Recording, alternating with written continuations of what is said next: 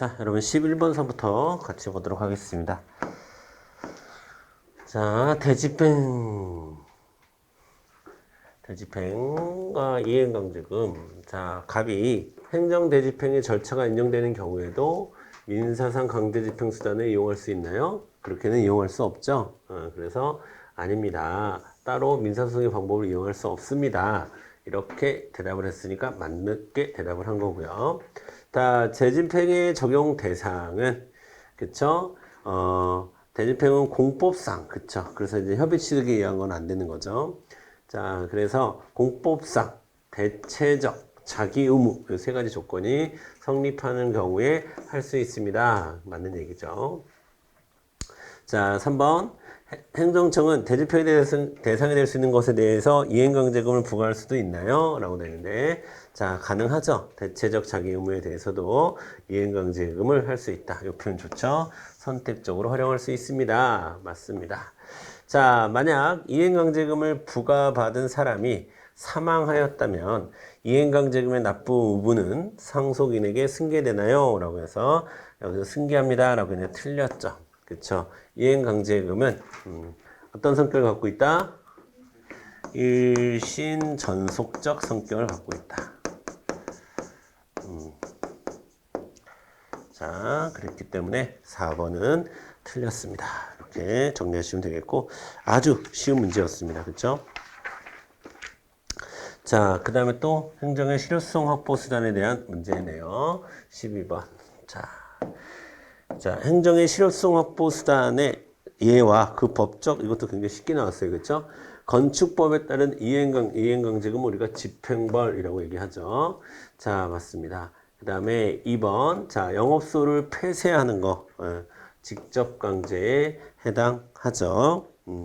자, 그 다음에 공유재산 및 무품관리법에 따라서 공유재산을 자기 마음대로 사용했다라고 하면 이것을 원상복구 명령을 해야 되는 거죠. 그런데 그걸 안 지켰어. 그럼 뭘 해야 되는 거야? 즉시강제가 아니라 대집행을 해야죠. 대신 강제적으로 이행하기 원상복구 명령의 강제적 이행이라는 것은 대집행을 의미합니다. 대신 집행하면 되는 거고 즉시강제는 아니고. 정답 3번 되겠습니다. 3번. 자, 그 다음에 4번 부동산 등기 특별조치법에 따른 과태료의 부과 행정벌 맞죠? 그러면 행정벌은 행정질서벌과 행정형벌로 나뉘는데 이때 여기 얘기하는 행정질서벌이 과태료죠. 그래서 행정벌이라고 좀 넓은 범위로 얘기해도 되겠죠. 그래서 정답은 3번만 틀리고 나머지는 다 맞습니다. 그쵸? 자, 13번 가겠습니다. 13번. 즉시강제. 행정상 즉시강제에 대한, 자, 1번 보겠습니다. 자, 행정상 즉시강제는 영장주의가 핵심적인 이슈가 되는 거죠. 자, 그래서 영장주의가 적용되는 게 원칙이죠, 원칙. 그런데 예외적으로 영장주의 적용되지 않을 수도 있습니다. 그래서 항상이라는 단어 때문에 틀렸습니다. 그래서 자, 원칙적으로 영장주의가 적용되어야 하나 예외가 인정된다 라고 했으니까 1번이 틀렸습니다.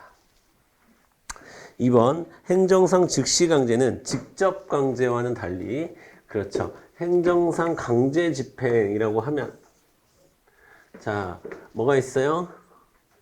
자, 대집행, 이행강제금, 그 다음에 직접강제, 그 다음에 강제징수 이렇게 네 가지가 있는 거죠. 그리고 이것들은 다 의무이행을 기다리지 그러니까 의무 불이행을 전제로 하죠. 근데 즉시강제는 의무 불이행을 기다리지 않는 급박성이 있어야 되는 거죠. 자, 그래서 3번 그쵸. 불법 게임물에 대한 수거 및 폐쇄 조치는 즉시강제의 가장 대표적인 사례에 해당하는 거고요. 그 다음에 4번 다른 수단으로는 행정 목적을 달성할 수 없는 경우에만 허용된다. 최소한으로만 실시해야 한다라고 되어 있습니다. 예, 이것도 맞습니다. 자, 그래서 일단 즉시 강제는 첫 번째 급박성이 있어야 됩니다. 급박한 상황. 자, 급박성이 있어야 되고요. 그 다음에 자, 보충성이 있어야 된다. 이 보충성이 다른 말로 뭐예요? 최후 수단성. 그러니까 다른 걸로 할 수 있으면 해야 된다라는 거예요. 자, 그 다음에 자, 필요성. 여기서 얘기하는 필요성은 뭘 얘기하는 겁니까? 최소 침해의 원칙을 얘기하는 거죠.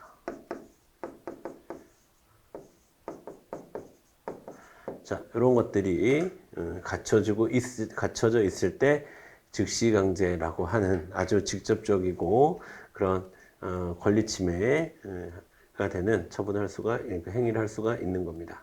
아시겠죠? 자, 14번 보겠습니다. 개인정보 보호에 관한, 아까는 정보 공개고, 이번에는 개인정보 보호, 두 개 다 하나씩 문제가 나왔습니다.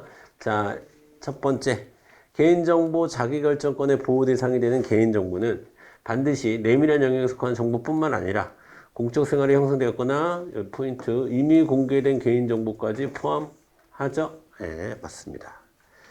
자, 두 번째, 자, 이미 공개된 개인정보를 정보 주체의 동의가 있었다고 객관적으로 인정되는 범위 내에서, 여기 포인트죠.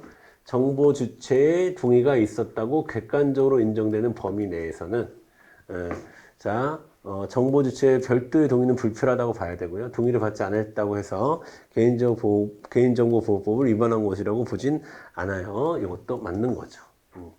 자, 왜? 동의가 있었다고 객관적으로 인정되니까. 그렇죠? 그 다음에 디귿번 개인정보 처리 위탁에 있어서 수탁자는 정보 제공자의 관리 감독 아래 위탁받는 범위 내에서만 개인정보를 처리하게 되죠. 또 그 다음에 위탁자로부터 위탁사무 처리에 대한 대가를 지급받죠. 딱 요거 지급까지만 받는 거죠.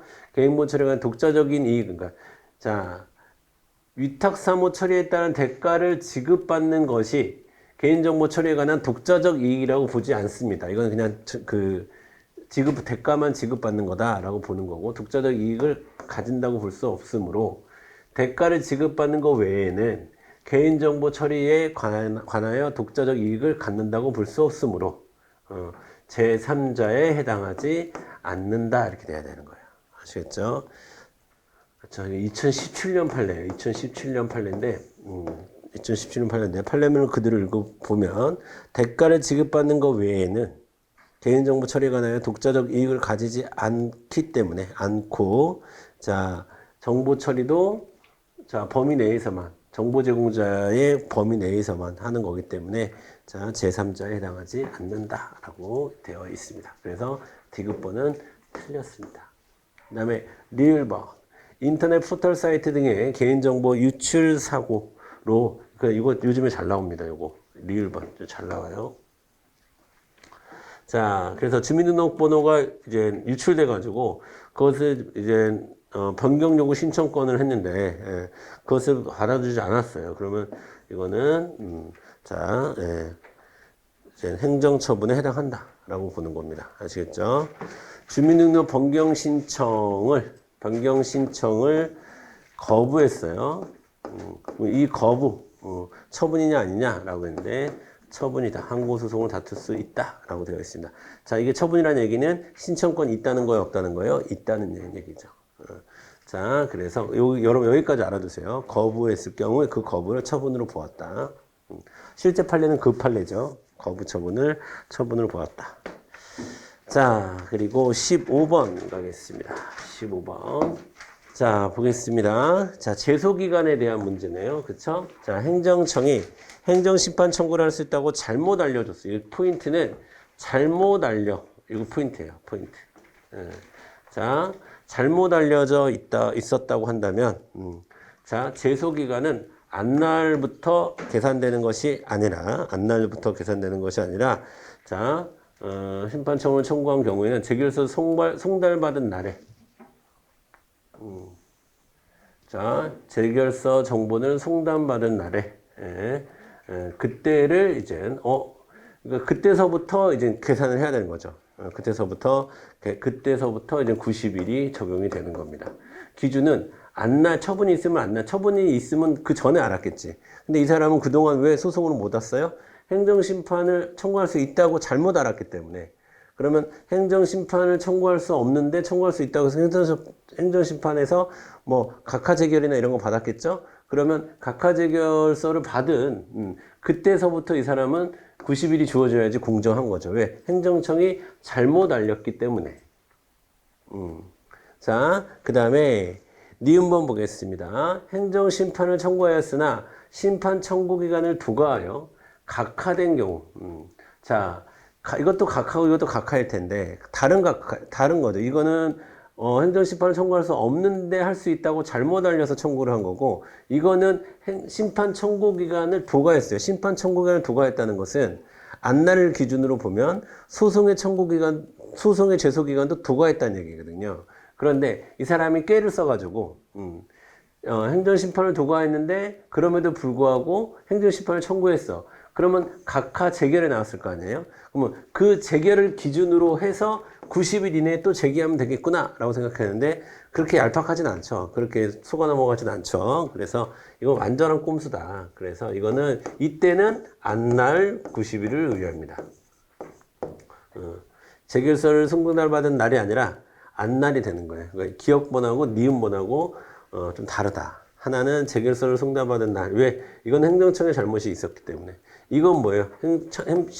심판 청구 기간을 부과했다는 것은 자, 당사자한테 책임이 있는 거죠. 그래서 다른 거다라는 거고요. 그 다음에 디귿번.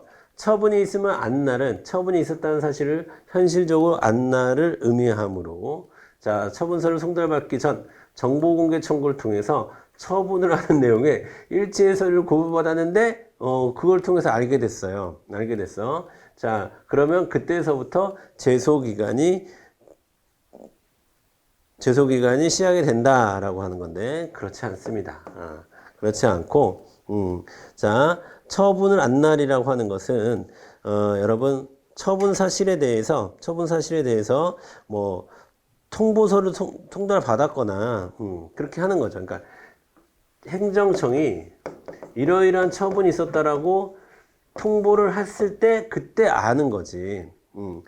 그 사람이 다른 목적으로 정보공개 청구를 했는데 거기에 처분의 내용이 들어가 있었다는 이유만으로 그때 알았다고 단정할 수는 없다라는 거예요. 그러니까 정확하게 얘기하면 행정청이 먼저 알리진 않았다는 거야. 그럼 행정청이 먼저 알렸을 때를 안날로 취급을 해야 되는 거지. 예.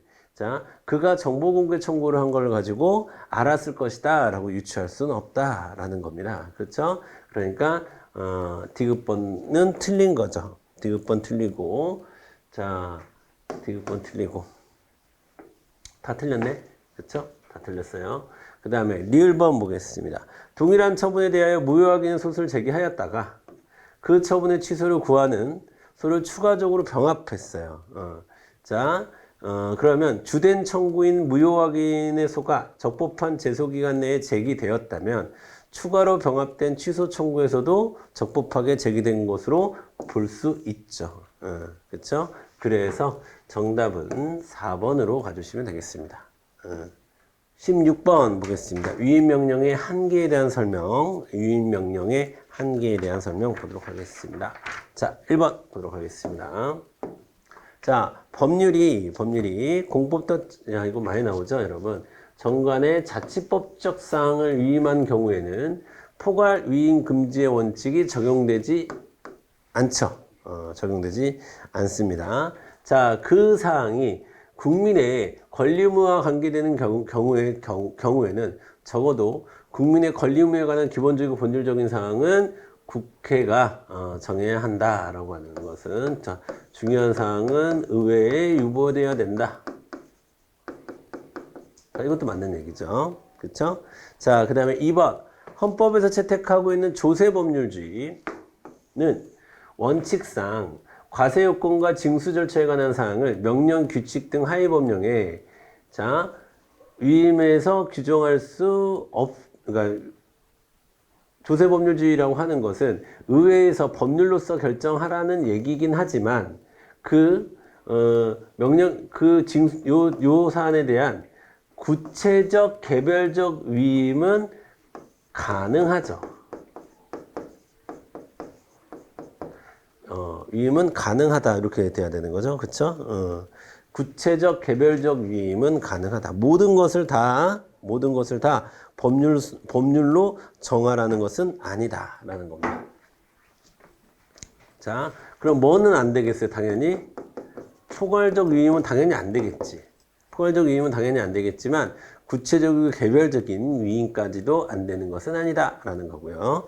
자, 그러니까 2번이 틀렸고요. 3번 보겠습니다. 자, 법률에서 위임받은 사항에 대하여 중요한 말 대강을 정하고, 대강을 정했다는 것은 중심을 정했다는 거예요. 그렇죠? 중요한 사항을 정했다는 겁니다. 그 중에 특정 사항의 범위를 정해서 하위 법령에 다시 위임하는 경우에 재위임은 허용이 됩니다. 그렇죠? 자, 됐습니다. 네, 네, 됐어요. 4번 보겠습니다. 법률의 시행령이나 시행규칙이 모법조항의 취지에 근거하여 이를 구체화하기 위한 것인 때에는 모법의 규율 범위를 벗어난 것으로 볼 수 없고, 이러한 경우에는 모법에 관하여 직접 위임하는 규정을 두지 않았다고 해서 이를 무효라고 볼 수는 없다. 되셨죠? 자, 그래서 틀린 것은 2번, 1번, 3번, 4번. 선지도 맞다라는 거 중요합니다. 자, 그 다음에 17번 보도록 하겠습니다. 판례상 원고적격의 문제네요. 원고적격의. 자, 원고적격의 문제인데, 자, 기억번 보겠습니다. 기억번. 자, 중국 국적자인 외국인이 사증 발급 거부 처분의 취소를 구하는 경우, 자, 자, 중국 국적자인 외국인은, 자, 기본적으로 외국인과 관련해서는 우리나라는 상호주의 원칙을 취하고 있죠. 그에게 권리가 있느냐 없느냐, 법률상 이익이 있느냐 없느냐는 상호주의 원칙을 취하고 있는데, 자, 이럴 때는 그 외국인에게, 자, 특히 중국 외국인에게는 인정하지 않습니다. 이건 판례별로 외워둬야 될 것 같아요. 중국인에겐, 자, 원고적격을 인정하지 않습니다. 니은번 보도록 하겠습니다. 자, 소방청장이 처분성이 인정되는, 자, 요거, 국민권익위원회 조치요구에 불복해서 조치요구의 취소를 구하는 경우, 자, 예외적으로 소방청장에게 당사자 능력을, 그러니까 원고적격을 인정한 판례가 있죠. 그래서, 자, 이 외에 다른 구제 조치가 없기 때문에 가장, 항고소송을 하는 것이 가장 유효한 수단이라고 볼 수밖에 없기 때문에 원고적격을 인정한다라고 하는 판례가 있습니다. 이건 자주 나오는 판례죠. 니은 같은 경우에는. 그 다음에 디귿번 보겠습니다. 디귿번. 자, 지방법무사의 사무원이에요. 포인트는 사무원. 사무원 채용 승인 신청을 거부하여 사무원이 될 수 없게 된 자가 지방법무사회를 상대로 거부 처분의 취소를 구하는 경우도, 자, 처분성 인정했죠. 자, 사무원의 경우까지도 처분성 인정했다. 자, 그거 잘 판단해 주시면 될 것 같고요. 그 다음에 리을번도 진짜 많이 나오는 판례죠. 그쵸? 제가 이제 수업 시간에 항상 배 아픈 것까지도 보호되진 않는다라는 거 말씀을 드렸는데, 내가 그린벨트에 묶여 있는데, 자, 다른 사람들은 해제되겠어. 근데 내 땅만 해제가 안 됐어. 그러면 나는 속상하고 배 아프겠지만, 다른 사람들이 해제된 것에 대한 결정에 대해서 내가, 취소를 구하는 원고가 될 수는 없다라는 거예요. 나에게 법률상 이익은 없다라고 되는 거기 때문에 정답은 니은과 디귿으로 가주시면 되겠습니다. 자, 그 다음에 18번 볼게요. 18번. 자, 여기서는 투속 채취 허가를 해줬어요, 처음에. 자, 투속 채취 허가를 해줬고, 근데 안 했어요. 법령에 근거 없다는 이유로 이행하지 않았어. 이행하지 않고, 그래서 인근 주민이 민원을 제기하니까 관할 지방청장이 그 다음에 공사중지 명령을 내렸습니다.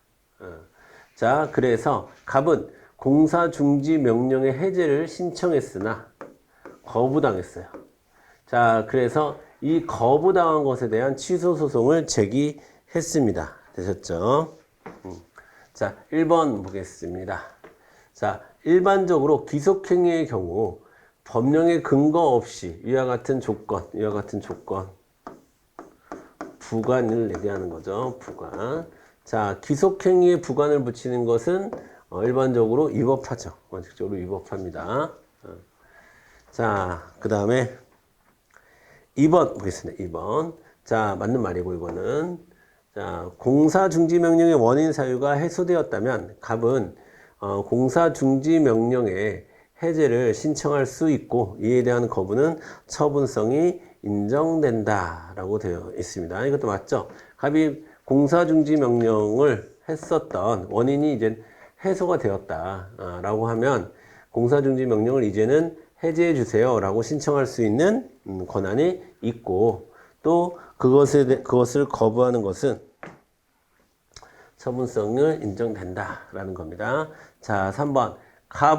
갑에게는 공사중지명령 해제 신청 거부 신청에 대한 집행정지를 구할 이익이 인정되지 아니한다라고 되는데, 자, 이것도 맞죠? 자, 지금 여러분 거부 처분은 뭔가를 한 건 아니잖아요. 그렇죠? 한 건 아니기 때문에 집행정지의 대상이 되지 않습니다. 거부 처분은 뭔가 집행되고 있는 거 아니니까 집행정지 처분 아닙니다. 집행정지의 대상이 되지 않는다. 자, 4번. 갑이 앞서 공사중지명령 취소소송에서 패소하여 그 판결이 확정되었어도 갑은 그 공사중지명령 해제를 신청한 후 해제 신청 거부 처분 취소소송에서 다시 그 공사중지명령의 적법성을 다툴 수 있다라고 했는데, 자, 이미 판결에서 확정이 되었으면, 그쵸? 판결에서 확정이 되었으면, 자, 다시 그 명령, 그걸 또, 해제를 신청하고 거부받았다고 또 그것을, 다툴 수 있는 것은 아닙니다. 소이익이 없습니다. 자, 이미, 확정이 됐습니다. 공사중지 명령은, 자, 그 명령의 적법성은 이미 확정이 됐기 때문에, 다시 다툴 수 없다라고 했으니까, 지금, 자, 옳지 않은 것은 다툴 수 있다라고 했으니까 4번이 되는 거죠. 그 다음에 19번 가겠습니다. 다음 사례에 관한 설명으로 옳은 것은, 자, 갑은 자신의 토지에 대한 개별 공시지가 결정을 통지받은 후, 자, 90일이 넘었어요. 자, 통지받은 후 90일이 넘었어요. 90일이 넘어서 과세처분을 받았는데, 자, 그 다음에 과세처분이 위법한 개별공시지가 결정에 기초하였다는 이유로 과세처분의 취소를 구하고자 하고요. 그 다음에 지목을 대로 변경하고자 지목 변경 신청을 했고요. 그 다음에 을은 갑의 토지가 사실은 자신 소유라고 주장하면서 토지 재산상의 소유자 명의 변경을 신청했습니다. 자, 1번부터 볼게요. 자, 갑은 과세처분에 있기 전에는 개별 공시지가 결정에 대하여 취소 소송을 할 수 없다라고 했는데, 자, 개별 공시지가 결정에 대한 처분성 인정합니다. 자, 처분성을 인정하기 때문에 항고소송의 대상이 된다라고 보시면 되겠고, 그 다음에 2번 보겠습니다. 2번. 자, 갑은 과세처분의 위법성이 인정되지 않더라도 과세처분의 취소 소송에서 자, 개별 공시지가 결정의 위법을 독립된 위법 사유로 주장할 수 있다라고 되어 있는데, 자, 2번이 맞습니다. 자, 이거는 왜 그럴까요? 하자가 승계되기 때문에. 자, 하자가 승계되기 때문에 가능합니다. 자, 과세처분이라고 하는 것은 개별 공시지가 결정의 기초에서 과세 결정 처분이 이루어지는 것이기 때문에, 자, 그렇기 때문에 하자는 승계가 됩니다. 하자는 승계가 된다. 자, 그래서 정답은 2번이고요. 그 다음에 3번과 4번은요, 우리가 기본적으로 외우는 거잖아요. 그쵸? 지목 변경 신청 같은 경우에는 취소 소송으로 다툴 수 있고요. 즉 처분성이 있고. 그 다음에 자, 토지 재장상의 소유자 명의 변경 신청은 자, 처분성이 인정되지 않는다라는 거. 자, 로 정리하시면 되겠고. 자, 그 다음에 마지막 20번 문제 보도록 하겠습니다. 자, 다음 사례에 대한 설명으로 옳지 않은 것은 자, A도 B군에서 식품 접객을 하는 갑은 청소년에게 수리팔다가 적발되었는데 자, 청소년에게 주류를 제공한 영업자에게 6개월 이내 자, 6개월 이내에 정지할 수 있다 하니까 뭐예요, 여러분? 재량이죠. 자, 6개월 이내에 뭐 1개월 줘도 되고 2개월 줘도 되고 3개월 줘도 되고 자, 그런데 얼마를 줬습니까?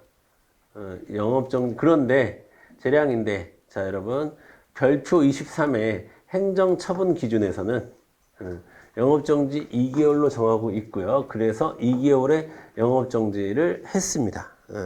자, 1번부터 보도록 하겠습니다. 자, 갑은 영업정지 처분에 불복하여 A도 행정심판위원회에 행정심판을 청구할 수 있다라고 했는데, 자, 행정심판 청구할 수 있죠. 자, 행정심판 청구할 수 있습니다. 자, 여기서 포인트는 뭡니까? 이거죠. 하나 높은 데서 하는 거죠, 여러분. 하나 높은 데서. 자, 그러니까 B 군수의 처분이니까 A도 행정심판위원회를 열어서 행정심판을 해야 되는 거고요. 자, 당연히 행정심판을 청구하지 않고 취소소송으로 바로 와도 되죠. 이것도 가능하고 이것도 가능합니다. 그 다음에 3번 보겠습니다. 식품위생업 시행규칙의 행정처분의 기준은 자, 행정규칙의 형식이나 자, 요거 얘기하는 거죠. 요거 행정처분의 행정규칙의 형식이나 식품위생법의 내용을 보충하면서 식품위생법의 규정과 결합해서 위임의 범위 내에서 대외적 구속력을 갖는다? 아니죠. 이거는 대외적 구속력을 갖는 것이 아니라 그냥 대외적 구속력을 갖는 건 6개월 이내에 영업정지할 수 있다. 요거고요. 요거고 그냥 행정 내부적으로 영업정지 2개월로 정했을 뿐인 겁니다. 그래서 대외적으로나 국민의 왜 2개월을 했는데 3개월을 했다. 3개월 해도 돼요. 근데 내부적으로 이렇게 정했을 뿐인 거지 3개월 해도 되는 거죠. 그래서 대외적으로 여러분 대외적인 구속력을 갖진 않죠. 공무원이라면 행정규칙을 지켜야 되겠지만 대외적으로 구속력을 갖는다는 것은 국민들이 거기에 구속된다는 거잖아요. 그런 일은 발생하지 않습니다. 자, 그 다음에 4번 갑이 틀린 건 3번이 틀렸고요. 자, 행정청의 재량에 속한 갑이 취소소송을 제기하는 경우에 법원은 재량권의 일탈남용, 포인트 이거죠. 재량의 일탈남용이 인정되면 자, 영업정지 처분을 취소할 수 있죠. 재량이라 하더라도 그 재량권의 일탈남용의 경우에는 법원이 취소할 수 당연히 있습니다. 자, 그래서 정답은 3번으로 가주시면 되겠습니다. 자, 처음에 시작에서도 말씀드렸지만 약 2문제 정도가 까다롭고 물론 이제 문제에 한두 개 정도씩의 이제 낯선 선지들이 등장을 하긴 했지만 다른 것들과 이제 소거법으로 여러분이 풀면 가능했던 그런 문제들이었다라고 보시면 되겠고 전체적으로는 한 2문제 정도가 좀 까다로웠다라고 볼 수가 있고 그래서 이제 한 90점 정도가 합격 점수가 되지 않을까 행정법만 두고 보면 자, 그 정도 문제였습니다. 그래서 우리가 이걸 잘 토대로 해서 우리 또 지방직 근데 어쨌든 그런 건 있어요, 여러분. 자, 그 해에 출제 방향을 이 어떻게 잡히느냐 이런 것들도 좀 연결이 되긴 하거든요. 그래서 국가직 문제가 지방직에 그대로 나온다라는 것은 아니지만 대략 이런 방향, 이 정도 수준에서 이런 방향으로 내려고 하는 거구나 라는 방향을 잡힐 수 있기 때문에 여러분들이 자 국가직 문제는 좀 꼼꼼히 좀 분석을 한 후에 지방직 시험을 대비하는 것이 좋습니다. 네, 이 정도로 우리 일단 토요일 날 봤던 4월 17일 날 봤던 자, 국가직 문제에 대한 해설은 마치도록 하겠습니다. 여러분 수고하셨습니다.